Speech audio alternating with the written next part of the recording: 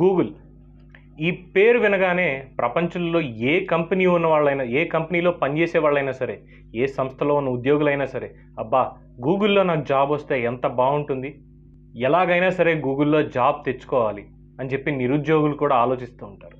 అంటే ఎందుకు ఇంతలాగా గూగుల్కి పేరు వచ్చింది? దాని గురించిన వివరాలు కొన్ని చూస్తే కనుక, ఇటీవల కాలంలో ఇప్పుడు కరోనాలో చేస్తున్న విషయాలు కావచ్చు, కరోనాకి ముందు కూడా గూగుల్ ఎంప్లాయీస్కి అందించినటువంటి సదుపాయాలు కావచ్చు, గూగుల్కి అంత పేరు వచ్చేలా చేసింది. ఖచ్చితంగా గూగుల్ దిగ్గజ కంపెనీ అనడంలో ఎటువంటి అతిశయోక్తి లేదు.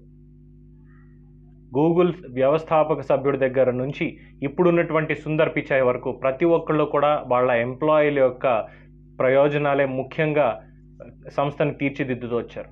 వాళ్ళని ఎటువంటి వాతావరణంలో పని చేయిస్తే అంతలా పనిచేస్తారు, దానికి తగ్గట్టుగా వారి నైపుణ్యం కూడా పెరుగుతుంది అన్నటువంటి ప్రణాళికలు వేసుకుని ప్రతి గూగుల్ కార్యాలయంలో అక్కడ పనిచేసేటువంటి ఎంప్లాయీస్కి ఏ విధంగా ఉంటే బాగుంటుందని ఆలోచించి మరి కార్యాలయాలు రూపొందించి వాళ్ళకి ఆ సౌకర్యాలన్నీ కూడా కల్పిస్తుంటారు. అయితే దీనికి సంబంధించి ఇప్పుడు కరోనా అప్డేట్ ఏవైతే నడుస్తున్నాయి, కరోనాకి సంబంధించిన ఈ లాక్డౌన్లు కానీ, వర్క్ ఫ్రమ్ హోమ్ కానీ ఏవైతే నడుస్తున్నాయో దానికి సంబంధించి సుందర్ పిచాయ్ కూడా దాదాపు ఒక కీలక ప్రకటన చేయడం జరిగింది.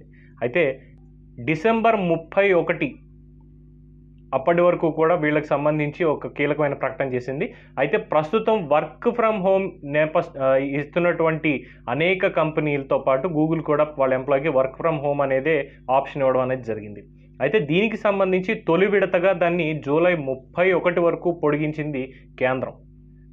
దాన్ని ఆ గడువును దాదాపుగా డిసెంబర్ 31 వరకు చేసింది. ఇది కేంద్ర ప్రభుత్వం ఐటీ కంపెనీల్లో కరోనా ప్రబలకూడదు అన్నటువంటి ఒక ఉద్దేశంతో, ఐటీ ఎగుమతులకు ఎటువంటి ఉపద్రవం రాకూడదు, ఆ ఉత్పత్తికి ఎటువంటి అడ్డంకి రాకూడదు అన్నటువంటి ఉద్దేశంతో డిసెంబర్ 31 వరకు కూడా ఐటీ కంపెనీల్లో పనిచేసే ఎంప్లాయీలందరినీ కూడా వర్క్ ఫ్రమ్ హోమ్ మీరు చేసుకోవచ్చు అని చెప్పి కేంద్ర ప్రభుత్వం నేరుగా మనకి ఉత్తర్వులు జారీ చేసింది.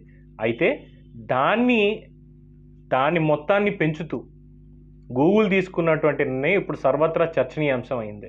దాదాపుగా ఒక విద్యా సంవత్సరం మొత్తం కవర్ అయ్యేలాగా, అంటే ఇప్పుడు డిసెంబర్ 31 కాదు, వచ్చే ఏడాది 2021 జూన్ వరకు కూడా వర్క్ ఫ్రమ్ హోమ్ చేసుకోవచ్చు గూగుల్ ఎంప్లాయీస్ అందరూ. ఎందుకంటే అధికారికంగా వీళ్ళు ఇచ్చేశారు ఉత్తర్వులు, గూగుల్ వాళ్ళు ఇచ్చేశారు. ఇప్పుడు ఎవరైతే సిటీల్లో ఉండి హాస్టల్స్లో ఉండి గూగుల్కి పనిచేస్తున్నారో, ఎవరైతే పిల్లల్ని ఊళ్ళో ఉంచి చదివిస్తూ వాళ్ళ తల్లిదండ్రులు ఇక్కడ సిటీలో ఉండి పనిచేస్తున్నారో వీళ్ళందరికీ కూడా ఏంటంటే, మీరు ఇంటికి వెళ్ళి చక్కగా మీ పిల్లల్ని ఒక సంవత్సరం పాటు అక్కడ చదివించుకుని వర్క్ ఫ్రమ్ హోమ్ చేసుకుంటూ వచ్చే సంవత్సరం అంటే 2021 జూన్ తర్వాత మీరు హాయిగా ఇక్కడికి రండి. అంటే ఇది ఇంకా మనకి ఆగస్టు స్టార్ట్ అవ్వలేదు, ఇది జూలై 30.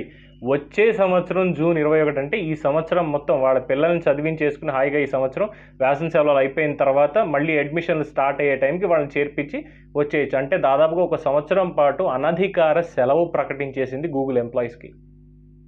మరి దీన్ని తీసుకున్న తర్వాత మరి మిగతా కంపెనీలు ఏం చేస్తాయి? గూగుల్ ఈ పని చేస్తే మిగతా కంపెనీ వాళ్ళు కూడా అడుగుతారు.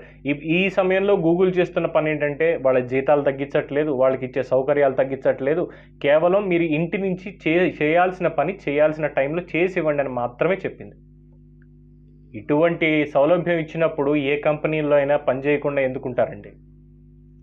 సో ఇప్పుడు మిగతా ఐటీ కంపెనీల ఎంప్లాయీస్ అందరూ కూడా దీని గురించి ఎక్కువ ఆలోచిస్తున్నారట. మా కంపెనీలో ఎందుకు ఇవ్వట్లేదు, ఆ కంపెనీలో ఇచ్చింది మా కంపెనీలో ఎందుకు ఇవ్వరు, మాకు కూడా ఇలాంటిది కావాలని అడిగే ప్రపోజల్లో ఉన్నారని తెలుస్తుంది. ఏమో గూగుల్కి ఉన్నటువంటి వెసులుబాటు మిగతా అన్ని కంపెనీలకి ఉంటుంది అని చెప్పి అనుకోవడంలో కాస్త తప్పే అవుతుంది. మరి మిగతా కంపెనీలు దీని మీద ఏ విధంగా స్పందిస్తాయి, వాళ్ళ ఉద్యోగులందరికీ కూడా ఈ విధంగానే ఇస్తాయా ఇవ్వవా అన్నటువంటి విషయం కూడా తేలాల్సింది. అలాగే మరోపక్క గవర్నమెంట్ ఎంప్లాయీలు కూడా ప్రైవేట్ కంపెనీ అనేటువంటి గూగుల్లోనే ఈ విధంగా చేస్తుంటే ప్రభుత్వంలో మాకెందుకు ఇంతటి పనులు చెప్తారు, మేము ఆఫీసులకు ఎందుకు వెళ్ళాలి అన్నటువంటి ఆలోచన కూడా వస్తుందని కొన్ని చోట్ల నుంచి, దేశవ్యాప్తంగా అయితే కాదు కానీ దేశంలో కొన్ని చోట్ల నుంచి ఇటువంటి వాదనలు కూడా వినిపిస్తున్నాయి అనేటువంటి సమాచారం అందుతుంది. ఏది ఏమైనా గూగుల్కి సంబంధించి మనం ముందుగా అనుకున్నట్టు గూగుల్ ఖచ్చితంగా ఒక దిగ్గజ కంపెనీ. ముందు కస్టమర్లని పక్కన పెడితే ముందు వాళ్ళ ఎంప్లాయీస్కి సంబంధించి వాళ్ళకి ఏం కావాలి అనేది చూసుకునే అతి తక్కువ కంపెనీల్లో నంబర్ 1గా ఉండేది మాత్రం ఖచ్చితంగా గూగుల్ మాత్రమే.